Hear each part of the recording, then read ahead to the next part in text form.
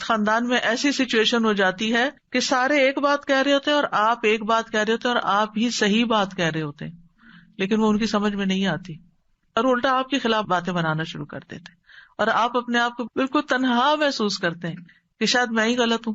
نہیں، آپ غلط نہیں ہوتے، لیکن ان کو آپ کی بات سمجھ نہیں آ رہی. تو وہ جو ایک تنہائی کا سا یا لونلی نیس کا یا ایک اکیلے پن کا احساس ہوتا ہے، کوئی بھی میرے ساتھ نہیں، کوئی بھی میرا ساتھ نہیں دے رہا، کوئی بھی میری مدد نہیں کر رہا، کوئی بھی مجھے سپورٹ نہیں دے گا، تو پھر دل نہیں ٹوٹنا چاہیے. کوئی بات نہیں، اللہ ہے نا، اللہ کافی ہے مجھے. اگر اللہ کی نظر میں میری یہ بات، میرا یہ فیصلہ، میرا یہ کام درست ہے تو مجھے کسی کی بھی پرواہ نہیں ہے. تو انسان غنی ہو جاتا ہے، اللہ اس کو بے پرواہ کر دیتا ہے، اللہ اس کے دل سے غم دور کر دیتا ہے، اللہ لوگوں کے چھوڑنے کا غم اس سے ہٹا دیتا ہے کہ کوئی بات نہیں.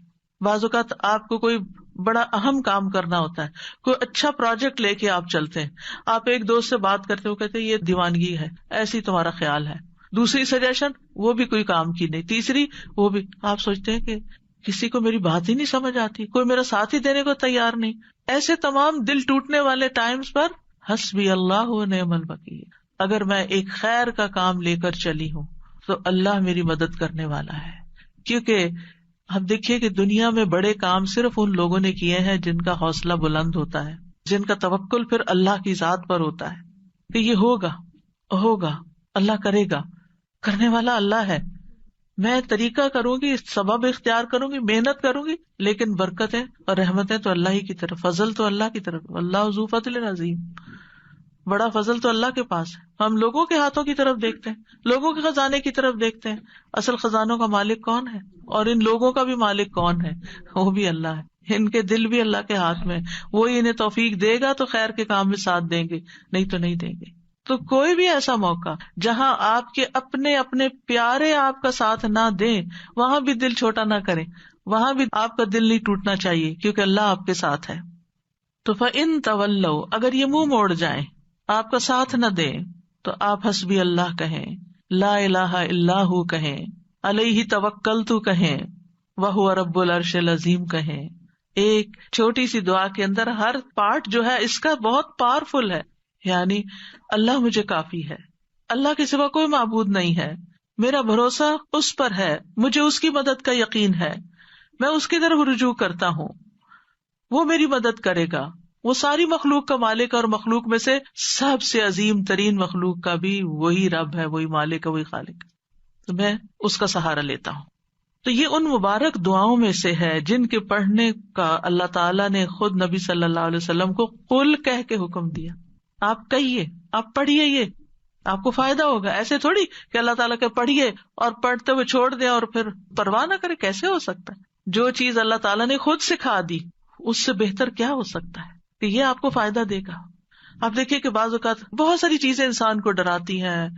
فیوچر کا خوف ہوتا ہے، جادو کا، ٹونے کا، اس کا، وہ جن، شریر، دشمن، رات کا اندھیرا ڈراتا، پتہ نہیں کیا کیا چیزیں، یعنی بہت سی چیزیں خوف دلاتی ہیں انسان کو. تمہارا کیا بنے گا، تمہارا کوئی فیوچر نہیں، تمہارے بڑھاپے کا ساتھی کون ہوگا، تمہاری اولاد تمہیں نہیں پوچھتی، تمہارا شوہر تمہیں نہیں پوچھتا، تمہارے لیے رزق کا کوئی سبب نہیں. کئی چیزیں انسان کو شیطان ڈراتا رہتا ہے نا. ایسے سارے موقعوں پر حسبی اللہ، جب تک اللہ ہے نا میری زندگی میں، کسی چیز کی کمی نہیں، کیونکہ اسباب بھی وہ مہیا کرتا ہے، دعائیں بھی وہ قبول کرتا ہے، عبادت بھی اسی کے لیے ہے، اور وہ سب کچھ کر سکتا. کیا فکر کی ضرورت ہے؟ توکل کریں، بھروسہ کریں. ابو درداء کہتے ہیں کہ جو شخص یہ دعا صبح و شام 7 دفعہ پڑھے، اللہ تعالیٰ اسے تمام فکروں سے کافی ہو جاتا ہے، ساری فکر اس کی ختم ہو جاتی ہے.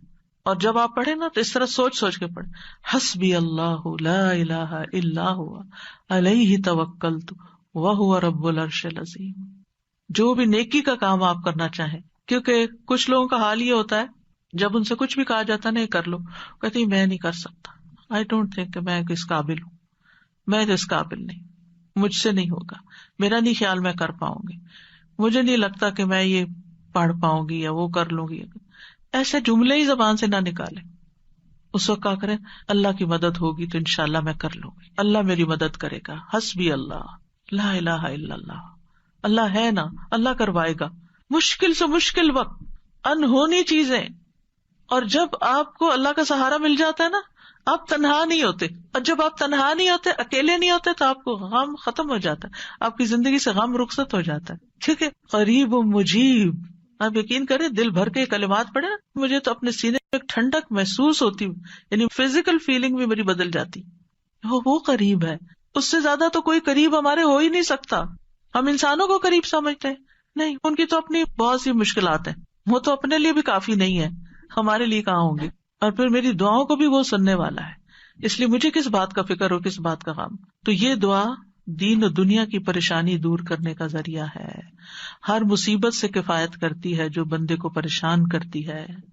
اسباب اختیار کرنے کے بعد اللہ پر بھروسہ کرنا ہی کامل توحید ہے. اللہ پر توکل کرنا اللہ کے کافی ہونے کا سبب ہے. اور یہ کلمہ توحید جو ہے نا, لا الہ الا ہو, اس کی بنا پر انسان کو دنیا اور آخرت میں نجات ملتی ہے. آخرت میں جنت کی کنجی بھی یہی ہے, توحید خالص. اور جب مشکل میں آپ نے سب کو چھوڑ دیا نا, صرف اللہ کو پکڑا, تو آپ کی توحید پکی ہو گئی. اور پھر آپ نے اس دعا میں توحید, توکل اور اللہ کے رب ہونے کا وسیلہ پکڑا. اور کبھی یہ دعا جو ہے طلب کی بجائے خبر کے صیغے میں بھی مانگی جاتی ہے, مطلب صرف اللہ کے بارے میں اچھا گمان اپنا رکھنے کو. تو یہ توکل ہے کیا چیز, تھوڑا سا اس پہ بات کر لیتے ہیں. توکل کا مطلب ہوتا ہے اپنی بے بسی کا اظہار کرنا اور اپنے علاوہ کسی دوسرے پر اعتماد کرنا. میں کمزور ہوں, میرے پاس کچھ نہیں, تو ہی سب کچھ ہے. اور دینی معنی میں توکل کیا ہوتا ہے, دنیا اور آخرت کے فوائد و نقصانات کے معاملے میں دل کا اللہ تعالی کی ذات پر اعتماد کرنا, اور یہ ایمان رکھنا کہ اللہ کے سوا کوئی عطا نہیں کر سکتا, نہ روک سکتا, نہ نقصان دے سکتا, نہ نفع دے سکتا, سب کچھ اسی کے اختیار میں. ابن الجوزی کہتے ہیں یہ اللہ پر بھروسہ کرتے ہوئے اللہ کی اچھی تدبیر کی بنا پر اپنے معاملے کو اللہ کے سپرد کر دینا ہے, اللہ پر اعتماد کرنا ہے. خرابی کہتے ہیں توکل یہ کہ اللہ سے اچھا گمان رکھا جائے کہ اللہ یہ کام کر دے گا. توکل اللہ کے وعدوں پر دل کا اطمینان ہوتا ہے. ابن تیمیہ کہتے ہیں اللہ پر توکل کرنا فرض ہے اور بڑے فرائض میں سے ہے, جیسا کہ اللہ کے لیے اخلاص اپنانا واجب ہے. اور اللہ نے کئی آیات میں توکل کرنے کا حکم دیا ہے. یہ وضو کرنے کے حکم غسل جنابت کے حکم سے بھی بڑا حکم ہے, اور اللہ نے اپنے علاوہ کسی اور پر توکل سے منع کیا.